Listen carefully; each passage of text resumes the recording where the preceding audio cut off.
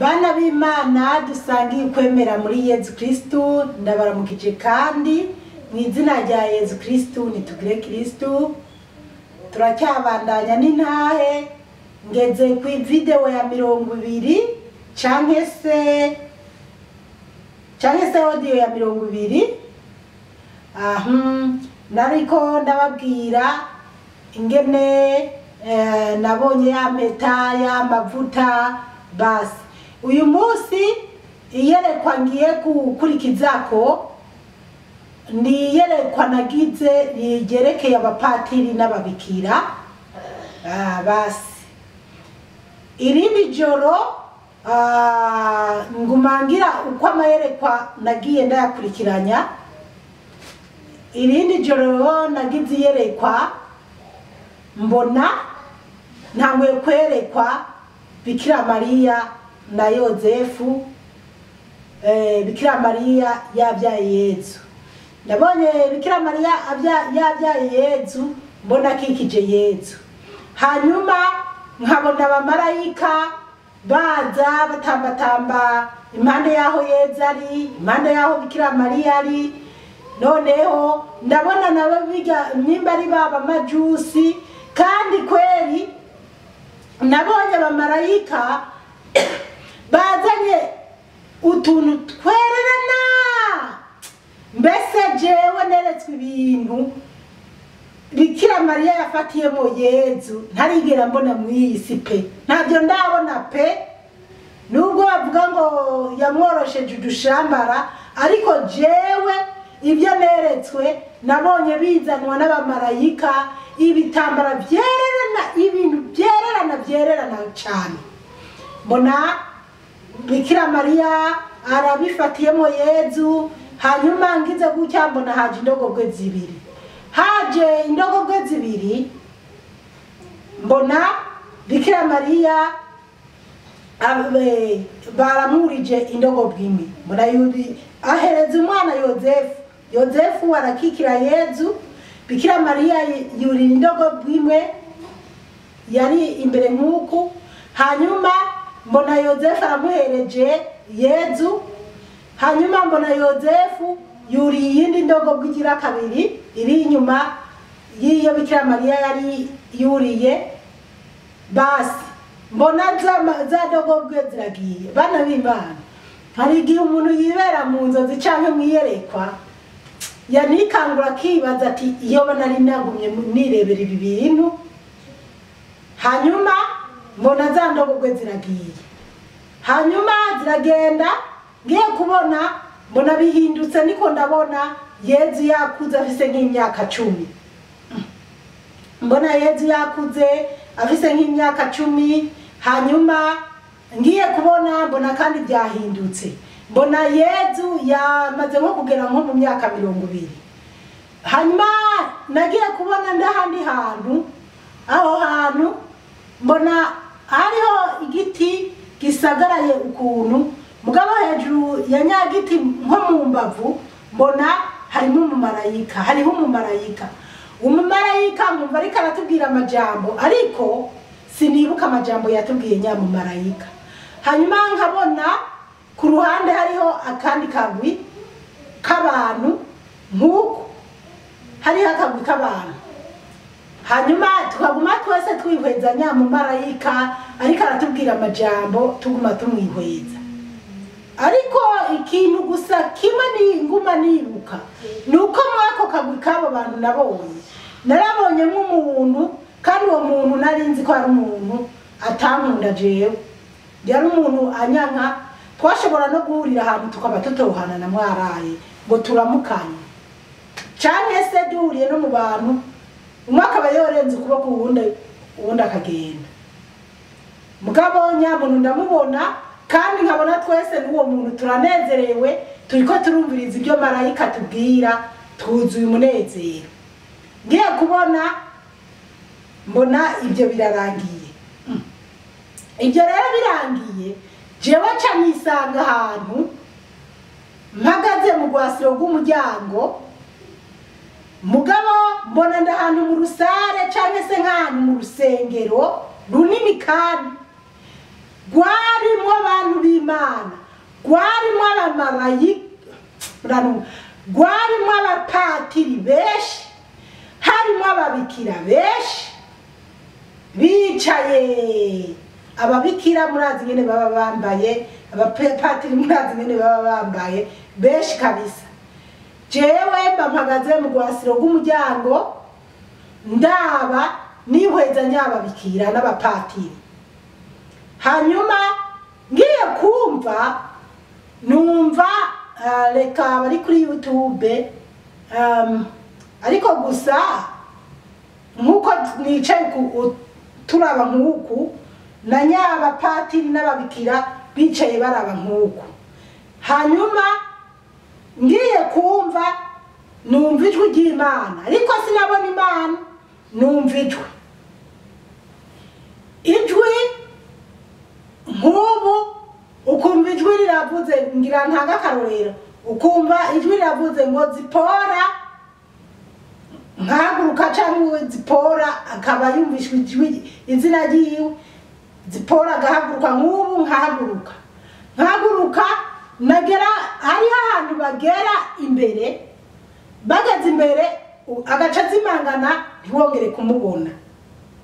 Ukumva ijwi ry'Imana rirahamagaye Esperance agahaguruka akava mu ntebe yicayemo, agatambuka akagera imbere, ageze imbere agaca azimangana ntitwongere, baba bikira n'abapatiri ntibongere kumubona, nanje aho mpagaze mu rwasiro rw'umuryango sinongere kumubona. Ngereranije bari kuri YouTube, ngereranije nkuko nicaye aha nabo babikira n'abapatiri bicaye. Rero jewe nari mpagaze ahantu hariya mu rwasiro rw'umuryango nihweza abapatiri n'ababikira, nongera numva ijwi ry'Imana ryahamagara riri nkaho, ariko ntabona Imana mugabo numva ijwi. Hanyuma rikongera rigahamagara Emmanuel aho yicaye, ubwo n'umupatiri agahaguruka akava mu kibanza kiwe akagenda agatembera, agatambuka agera imbere akazimangana ntibongere kumubona, nanje aho mpagaze sinongere kumubona. Mugabo jewe ntangura kwibaza ntidisiraba Imana irikirihamagarira ababikira n'abapatiri, ati jewe Imana nimpamagara kubera ko ntari umubikira, ati yewe nanje nari umubikira Imana yari kumpamagara, ati none heraba sinabaye umubikira, none raba Imana jewe nimpamagara. Nkumva nyene ndigaye icyatumye ntaja kuba umubikira, gitumye ntahamagarwa n'Imana nyene, mugabo nguma mpagarara ndabyihweza. Hanyuma ijwi rikahamagara Maragarita iyo yicaye, iyo ni izina ry'umukobwa, uwo n'umubikira, agahaguruka agatambuka nyene pole neza, ukabona Maragarita aragiye arashitse imbere. Hanyuma hahandi abandi bagira bakazimangana nawe akazimangana, ukumva Imana irahamagaye Mikayeli akahaguruka bikamera uko, kumva Imana irahamagaye Zakariya, cyangwa igahamagara Lazaro, cyangwa igahamagara, ukumva Imana irahamagaye kumbure Ezekiyeli, cyangwa igahamagara Eliyeza agahaguruka akagenda pole yegera imbere akazimangana akagenda. Imana irahamagara. Jewe mpagaze nguma mvuga ati narase kuba umubikira, iyo nza kuba nanje naragiye mu kibikira Imana yari kumpamagara. None heraba jewe Imana nimpamagaye, kumbure ubwo buranyunga gato. Umwana natanze akarorero ku izina ry'umwana wanje, none yaraje kuitaba, niyo mpamvu abari ku YouTube kumbure mubonye nasamaye murantunga. None rero nkumva ko kuba ntabaye umubikira ariyo mpamvu je ntahamagawe n'Imana, ibintu nk'ibyo. Rero Imana yarahamagaye, harageraho ijwi ry'Imana rirahagarara, ntiyaba Imana igihamagara. nubundi kari agacerere ariko birushirizaho kuba umenga sinzi ibintu bibaye. Haheze iminota irenga 5 Imana itariko irahamagara, kandi Imana yahamagara buri munota umwe agiye yazimangana igaca hamagara uwundi. Noneho rero baba bikira baba patiri mbona babaye nk'abapfanywe n'umuntu barumiwe. Nanje aho ndiko ndabiraba, hanyuma ngiye kubona mbona umupatiri umwe arari yakarumubikira. Imana yo mwijuru dutabare cyane. Nyamupatiri abwira nyamubikira ngo rega ngo nawe hamwe kugende yaguhamagaye. Wamubikira arahaguruka. Bana b'Imana turaraba neza twitonda kuburyo umuntu atazoguhenda ngo agushore ku bitari byo gusange witabye bitari ibyo. Wamubikira arahaguruka aragenda ageze hahandi abandi bazimangana biranka ko azimangana. Agerageje ngo arabe ko yoharenga yegera imbere azimangane biranka. Wamupatiri nawe yarazi kweri urumva yari yanamubeshe muri make. Wamupatiri nawe nyimba yaravuze ati reka nanje nihamagare ngende. Wamupatiri nawe ahagurutse aragenda agiye ageze hamwe wamubikirari na wamupatiri nawe biranka ko arengana nawe aguma ahagaze biranka ko arengana. Hanyuma bigeze aho mbona wamubikira atangwe kugerageza gukorakora wamubikira. Wamubikira n'ishavu n'akantu yarahindukiye yakubise urushi uwo mupatiri. Bibi bintu nyene bigoye. Muri baba patiri bicaye na baba bikira bicaye nta numwe yavuze, hubwo bobo barumiwe bimereye nk'abapfanywe n'umuntu. Nanje hahandi nihagarariye urumva Jesse nashaka kuvuga kuko jeho nari nziko Imana itari bumpamagare kuko ntari umubikira ntayihebeye ntari umubikira. Nkiri ngaha abana b'Imana nziko hari abantu bafata udupande umuntu ashobora kuvuga ibintu abantu bagafata udupande ugasanga nitwo bariko barakwiragiza ku mbuga nkoranyambaga. Uzaza kundengerera akaza kumvugira ibyo ntavuze, Imana izobimwibariza n'ubuzondengereza. Ariko jewe ndiko ndavuga neza uko Imana yanyeretse ibyo bintu. Uzoshaka kuvuga byose azofata iyi video canke audio azoyitanga uko izobiri nkuko nabibonye. Rero jewe mpagaze narinzi ko jewe Imana itari bumpamagare. Nshatse kuvuga ko ababikira n'abapatiri hariho ababikira bagenda kwihebera Imana bagiye kuba babikira. Iyo ugiye kwihebera Imana ubuzi kunyuranijwe no gushaka umugabo, usibye kubiraganira ukavuga imyaka wenda ntavyo nzi cyane byo mukibikira, ariko ibyo ashoboye kuvuga cyangwa ibyo mutima mweranda ariko arashiramo reka nabivuga uko. Nyimba wewe wararaganiye Imana imyaka uzoyikorera yikorere, niyo abahagaze ko uja gushaka umugabo ugenda ushaka umugabo. Ariko kubura umubikira ukaza kuva gucanganya Yesu Kristo ukaja mu busambanyi mu buhumbu winyegeje kandi wariyemereye imbere y'Imana n'abantu ko wihebeye Imana. Urumva ko igihe Imana izabirikira hamagara ntizoguhamagara wamubikira.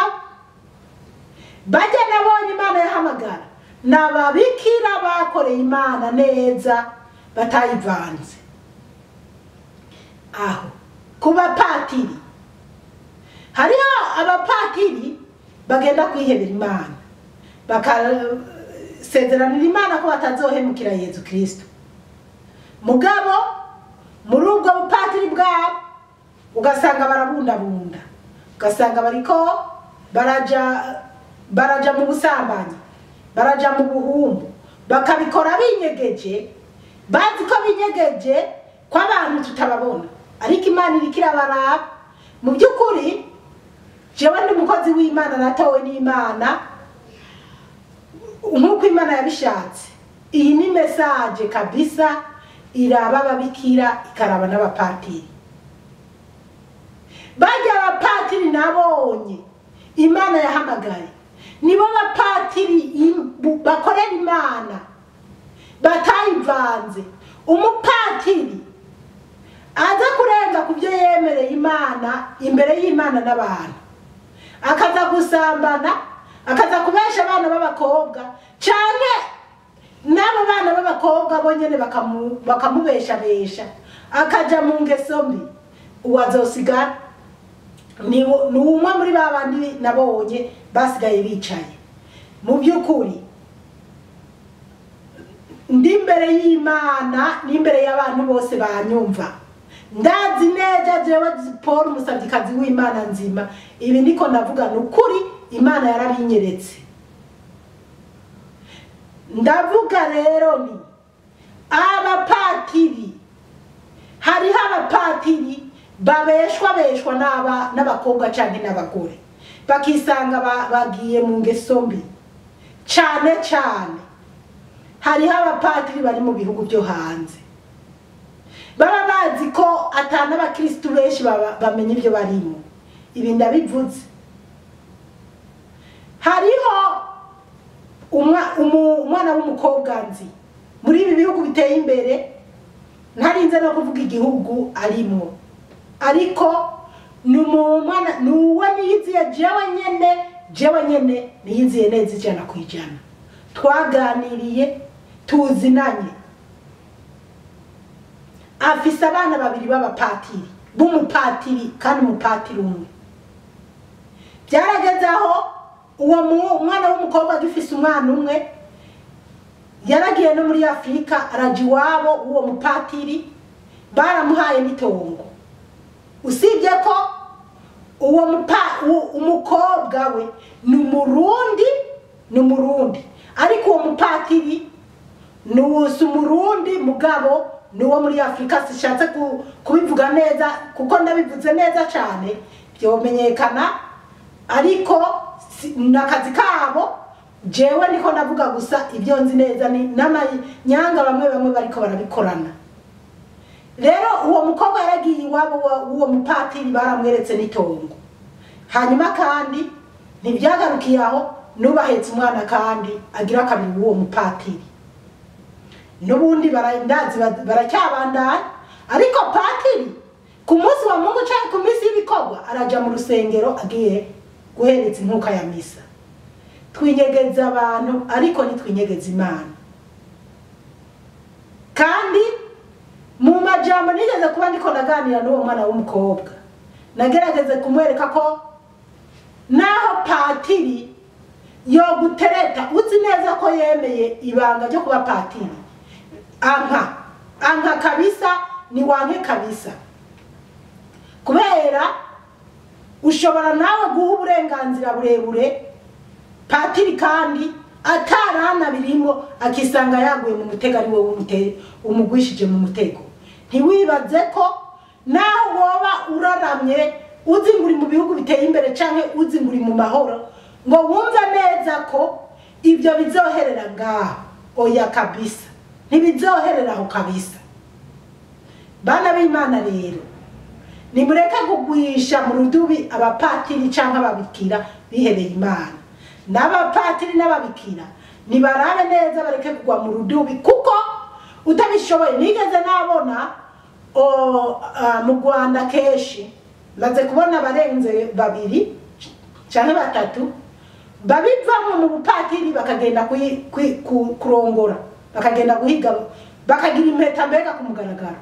Ugasanga bamwe bariko barabatwenga, abandi bariko bavyamuna n'ibiki. No, ho kugira patiri cyangwa umubikira aje mu busambanyi bwo kubundabunda, yopfuma hagarika akavuga ati oya ndahagaritse je ngiye gushaka umugore, kubera nta cyaha azoba akoze, kuko azoba byiyemereye ku mugaragaro agiye kubaka urugo kubana n'umugore n'umugabo ariko kugumubundabunda bizogukwegera mu muriro udahera bivuga ko rero bajya babikira nabonye n'abapatiri basigaye n'abatabirimo neza kandi nibo benshi cyane hanyuma bababikira na wa mupatiri base kurengana hahandi umwe yari yakara mugenzi we kigenda Imana yaguhamagaye nabwone birabonekana ko arababikira n'abapatiri bashobora kuba bafise ibintu bahurirako kandi bitwa ngo bari mu kigo cy'Imana ubwo rero uko niko nabyeretswe hanyuma mpejeje kubona ibyo ingene Imana iriko irahamagara wa mubikira na wa mupatiri batagiye n'abandi benshi bagasigaraho nanje ni muri rwa rwasiro rw'umuryango mu muryango naciye nibona ndahandi hantu ndi kumwe n'abantu nk'agakundi k'abantu boba barashika nk'ijana canke barenga ijana ariko badashika mu majana abiri mbona turagakundi twambaye impuzu zisanzwe ariko nziza nyene zisanzwe impuzu zisanzwe byerekana ko twebwe tutarababikira canke tutarabapatiri hanyuma ngiye kubona mbona Imana ijuru rirugurutse Imana irururutse Imana ihagarara hejuru mu kirere hanyuma Imana itangura kuvuga amajambo Imana iriko iravuga amajambo imvura iciracuncubuka imvura itangura kugwa amazi imvura itangura kutunyagira twumva tuzuye umunezero n'abo bantu twari kumwe noneho jewe cantangura gutera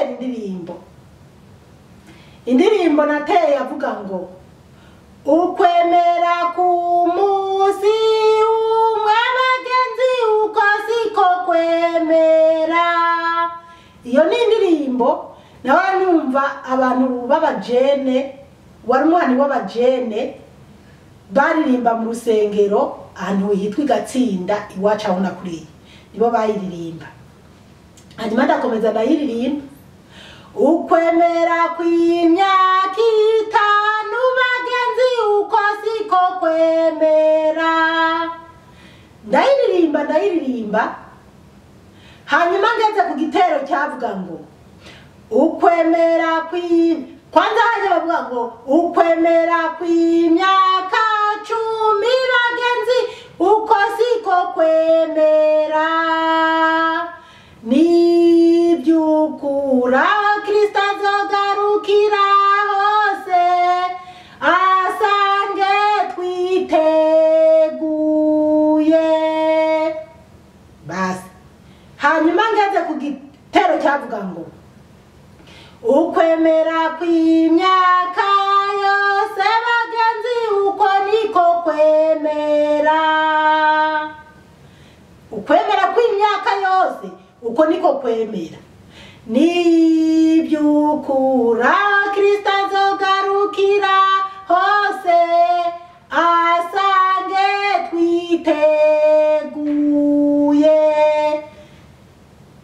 icyo gitero kivuga ngo ukwemera kw'imyaka yose uko niko kwemera nibyukuri mbese ngeze ku gitero kivuga ngo ukwemera kw'imyaka yose uko niko kwemera ngo mbona Imana irandavye ngo mbona Imana iranezerewe nanje numva umunezero bidushirizaho no kuririmba ya ndirimbo rero Imana yariko iravuga amajambo hanyuma nabonye Imana ifise ikintu mu ntoke ngo mbona ngo Imana ngo ireka nyamazi igaciye tumijira ko twese nabo twari kumwe tunezerewe jewe ntera nyandirimbo hanyuma abandi bakitabiza bana b'Imana ubwo rero ndaheza turaheza iryo yerekwa naryo